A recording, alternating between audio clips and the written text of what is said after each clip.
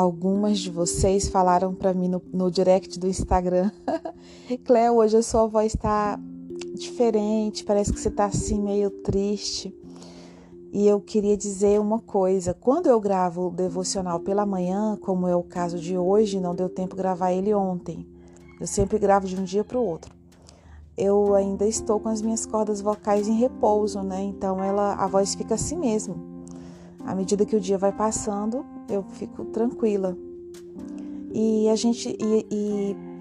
e todo mundo também passa por seus momentos, né, de não estar bem. A gente que é mulher tem nossos momentos de TPMs, altas e baixas hormonais. E com certeza eu não estou bem todo dia. Mas coincidentemente o dia que vocês falaram eu estava bem, não era por causa disso, é porque é de manhã. De manhã, né, a voz fica meio assim. E tá tudo bem a gente não estar bem todo dia. Eu não conheço nenhuma mulher e nenhum homem que esteja bem todo dia. Agora eu conheço pessoas que disfarçam muito bem, que não falam, que não expressam, que não, né, eu conheço. Mas a gente que tem o autoconhecimento, que procura desenvolver, meu Deus, que libertação. A gente não se pune. Olha, o autoconhecimento, ele não é para você ser perfeito, não. Pelo contrário, é para quando você fizer algo muito difícil, você se entender, se amar e se acolher. É isso que é o autoconhecimento, é libertação, é libertação. Eu não tenho que ser perfeita, eu não tenho que ser boa em tudo. Eu posso sim dizer não para as coisas que eu não quero. A gente foi criado desde criança, ensinada a aceitar as coisas, a dizer sim, dizer não, obrigada, não quero, sendo que você queria, né? Acho que eu já contei essa história aqui. Não me lembro se eu contei. A minha mãe sempre ensinava a gente: olha, quando a gente for para casa de fulano, não aceite nada. Então ela dava um lanche pra gente antes da gente sair. Era eu e meus 2 irmãos. E a gente era muito escasso financeiramente. Então a gente ia visitar minha madrinha e ela colocava, a gente ia de jumento, ou era cavalo, não me lembro ao certo, e colocava um jacá, que é tipo um cestinho de palha pro jumento carregar. Então minha mãe ficava em cima, eu ficava num cestinho com uma pedra e meus 2 irmãos no outro cestinho para equilibrar, e meu pai ia caminhando. Então a gente ia no meio dos matos assim. E ela se assusta quando eu conto para ela essas coisas, que ela fala: não tem como você lembrar disso, você era muito pequena.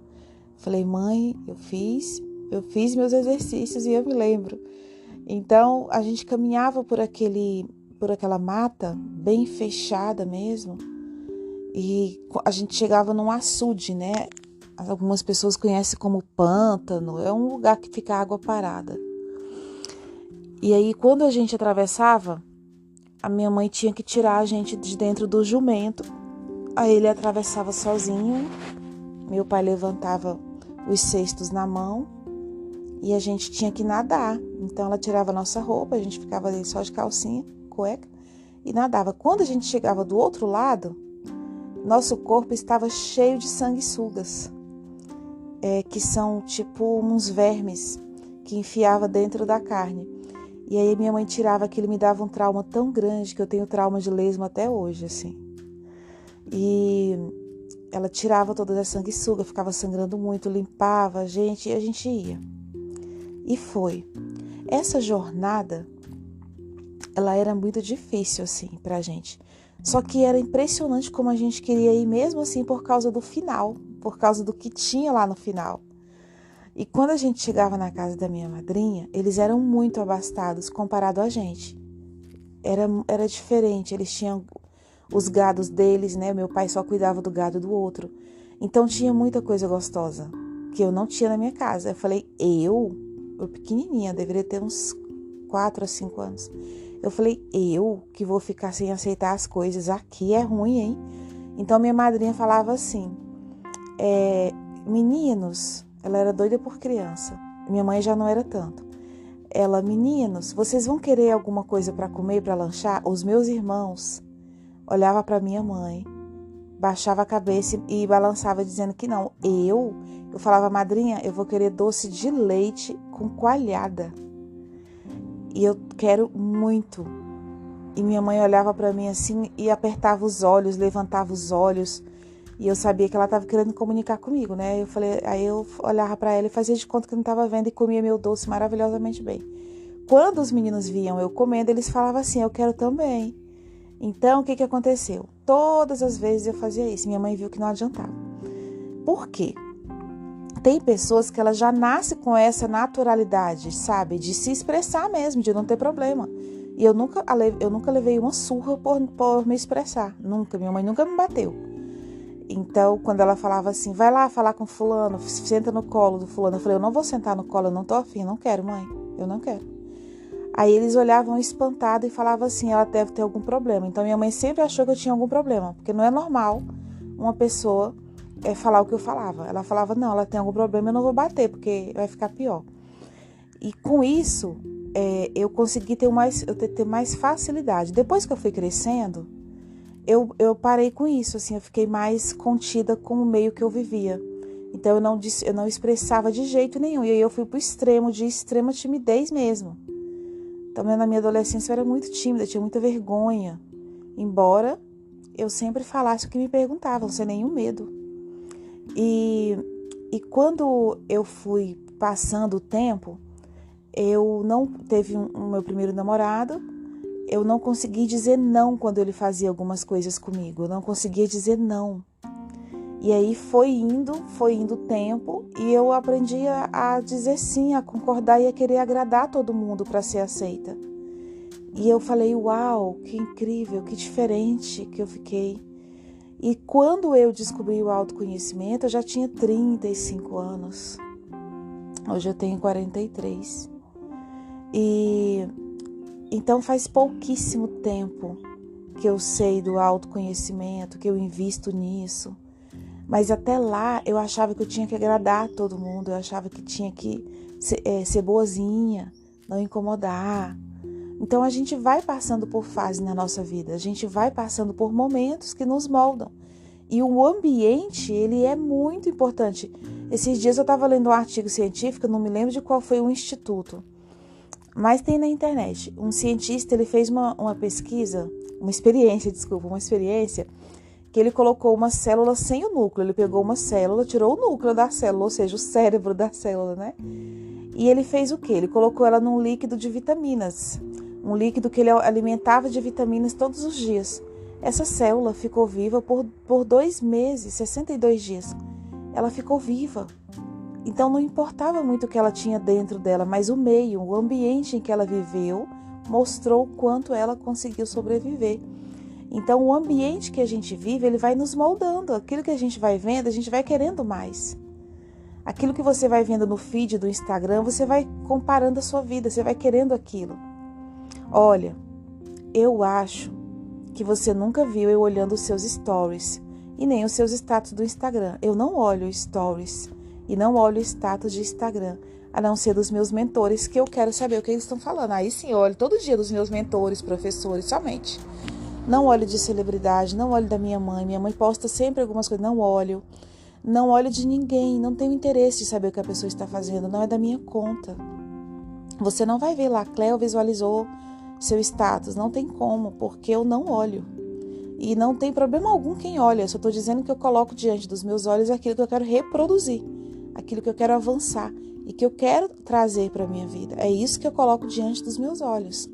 Então, tem dia que a gente está bem, tem dia que a gente não está bem, e você precisa se perdoar, se acolher e entender a sua história, o momento da sua história. O dia em que você não está bem pode ser algum gatilho da infância que você passou uma escassez, e aí você viu alguma imagem, alguma coisa, caramba, eu vi um balde que me lembrou uma situação, só que você não tem consciência disso, e o seu corpo ficou triste, você pensa que é por uma coisa de agora, e não é. Então, assim, não fique preocupado com nada disso, viu? Não fique. É só um dia após o outro. Procure mudar e melhorar o ambiente em que você está. O ambiente.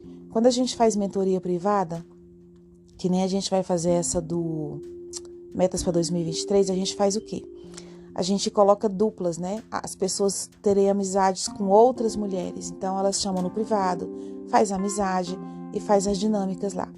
Toda semana a gente muda. Para quê? Para mudar o ambiente da pessoa, para ela conhecer novas pessoas, para ela fazer novas conexões, para que ela possa dizer, uau, eu posso fazer algo diferente, sabe? Eu deixo essa reflexão para você, como todos os dias, aqui no nosso devocional maravilhoso. Em Romanos 2,12 fala assim, não vos conformeis com este século, mas transforme ele pela renovação da sua mente. Ou seja, se eu não me conformo com o governo, eu não me conformo com a minha família que está me perseguindo, eu não me conformo com a escola, ou seja, eu não me conformo com o cosmos, com o mundo de um modo em geral, eu vou fazer o quê? Eu vou fazer protesto, eu vou rasgar minha roupa, eu vou me mutilar, não adiantar nada. Eu simplesmente transformo a minha mente e eu consigo ver um mundo diferente e ele vai se comportar diferente para mim. É isso que vai acontecer. Então, que você possa hoje ter essa conexão. Vamos lá. Respira profundamente, agora, nesse momento. Enquanto eu faço a oração, você fica respirando. Espírito Santo, como é bom estar na sua presença mais um dia. Não porque a gente goste ou porque a gente quer, mas porque é o que tem que ser feito para a gente trabalhar nossa espiritualidade. Assim como tomar banho, escovar os dentes, nem sempre a gente quer e gosta, mas precisa ser feito. E é maravilhoso saber que todos os dias nós temos um momento contigo, trabalhando sempre o nosso corpo, alma e espírito. Nossa alma, que o Senhor possa hoje abençoar a nossa mente, vontade e emoção que compete à alma, que ela possa estar voltada para a sua vontade, que é boa, perfeita e agradável sempre. E o nosso espírito, que é a nossa comunhão, consciência e intuição, que nós possamos ter uma intuição muito mais aguçada, que nesse dia os seus anjos, que o Senhor fala que nós daremos ordem para que eles nos guardem, sejam abençoados, mais ainda, que eles possam continuar nos ajudando, protegendo os nossos passos, que eles vão à nossa frente, Senhor, e nos guarde, que nós possamos ter intuição daquilo que a gente não precisa fazer mais, que a gente possa não tomar nenhuma decisão que a gente tenha dúvida ou esteja com medo em relação a alguma coisa que não vai nos trazer vida, que não vai nos trazer prosperidade, que a gente espere a sua resposta no nosso coração. Essa é a nossa oração de hoje. Em nome do Senhor Jesus, abençoe cada pessoa que está ouvindo.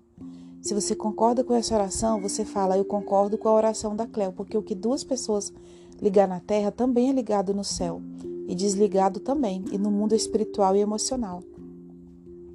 Compartilhe esse áudio com 10 amigas no mínimo. E eu tenho um exercício para você hoje. Envie uma mensagem de amor, carinho, pode ser um versículo, alguma coisa para 20 pessoas que você quase não conversa muito ou que conversa. Diga o quanto elas são importantes, o quanto você a ama. Expresse isso, viu? Me segue no Instagram, @cleocosta, e escreve lá no post o que você aprendeu nesse áudio de hoje, no primeiro post do Instagram que está no meu perfil. 365. Beijos.